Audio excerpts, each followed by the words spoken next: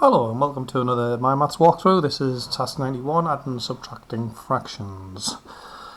Okay, so the thing about adding and subtracting fractions is you just got to get the bottom two numbers the same, the denominators, and then you just add the numerators, keeping the bottom the same at the end. So if they are the same, you can just go ahead and add or take away the top two. So this one is just going to be 1 plus 1 is 2 over, and the bottom stays the same. So 5 and 5, you don't add the two 5s, it just stays as 5.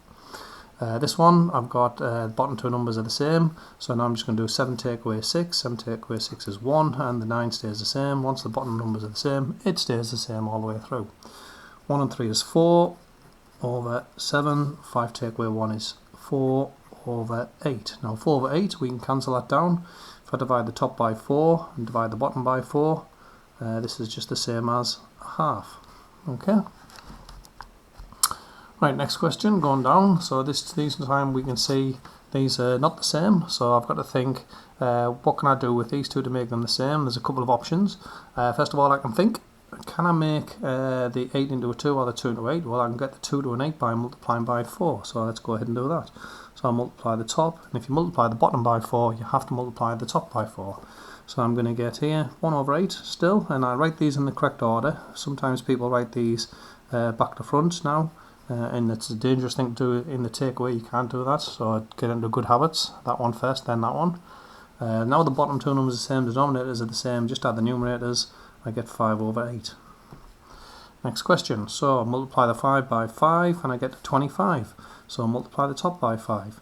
Remember, when you write them out, keep in the right order. 23 over 25. Take away 15 over 25. Do the take away 8 over 25. That's the end of that one. Okay, next one. I can multiply by 3 to get to 9. So I'll just multiply this by 3, but multiply the top by 3 as well. Do them in the correct order. This one first. 3 over 9 plus 4 over 9 equals 7 over 9. End of that question. This one, I can say to get to 10 to 80, I'll just multiply by 8. So I'll multiply the top by 8 as well. 8 times 9 is 72 over 80 plus 31 over 80, which equals 103 over 80. Now, this is an improper fraction because the numerator is actually bigger than the denominator. So now I just say to myself, how many 80s go into 103? 1 80 goes into 103. What's left over? 23 left over. And the bottom number always stays the same, stays as 80.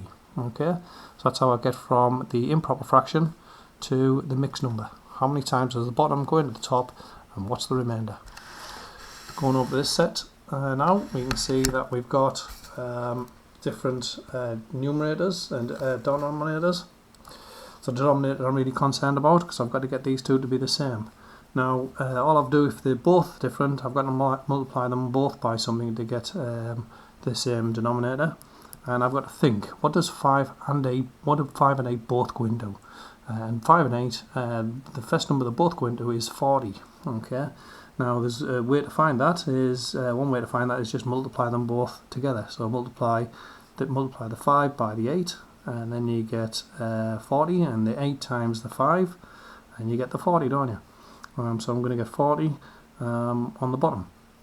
I can then start, and sometimes what I'll do is I'll just write that as one fraction.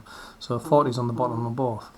Now this one, I multiply the bottom by 8, so I've got to multiply the top by 8, 16 over 40, plus, and I'll multiply the bottom by 5, I've got to multiply the top by 5, 3 times 5 is 15.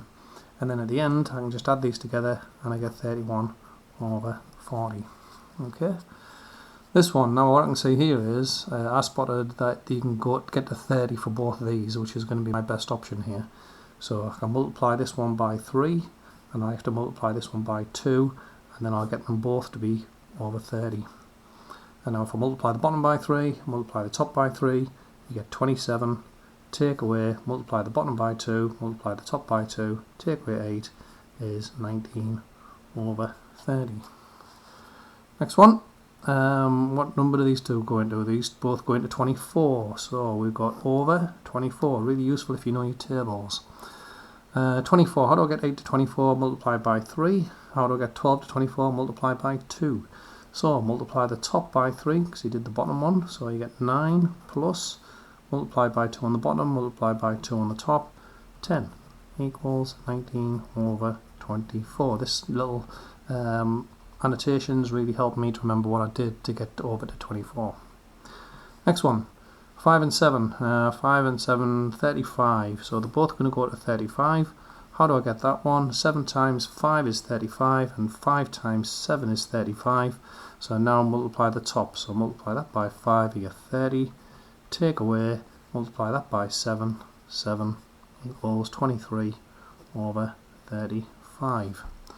Next one. 8 and 12. We've done 8 and 12, haven't we? Yeah, 8 and 12 was 40, 24, wasn't it? Okay, so let's go with 24 again. So go over 24. We've got 24, so multiply by 3, multiply by 2 to get to 24, so multiply by 3 on the top is 15 plus, multiply by 2 on the top, 22 equals, what's that, 37 over 24. Now this is an improper fraction, so I need to think to myself, how many times does 24 go into 37? It goes in once. What's the remainder? 24 to 37 is 13. And the bottom stays the same over 24. Last question. 2 over 5 and 6 over 7.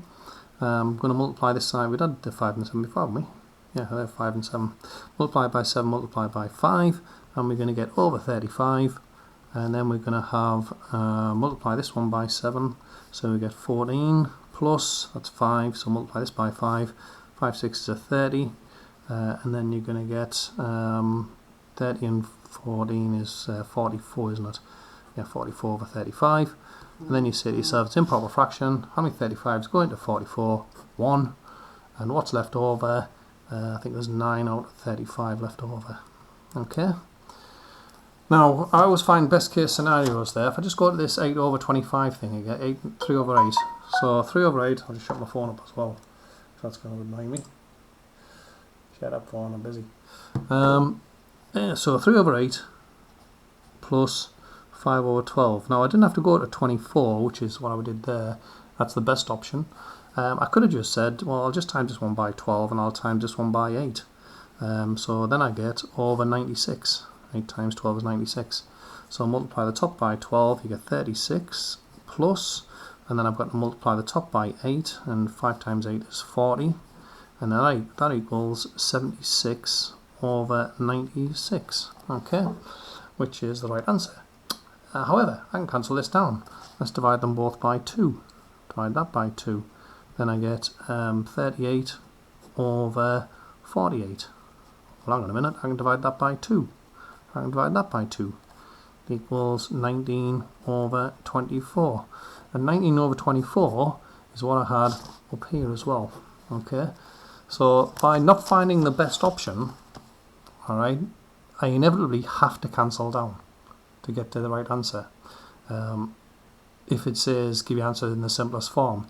I'm not saying that you don't have to cancel down if you do find the best option, because occasionally you do still have to cancel down if it says give your answer in the best form. But you should always be looking out for a cancelling down stage as you go along.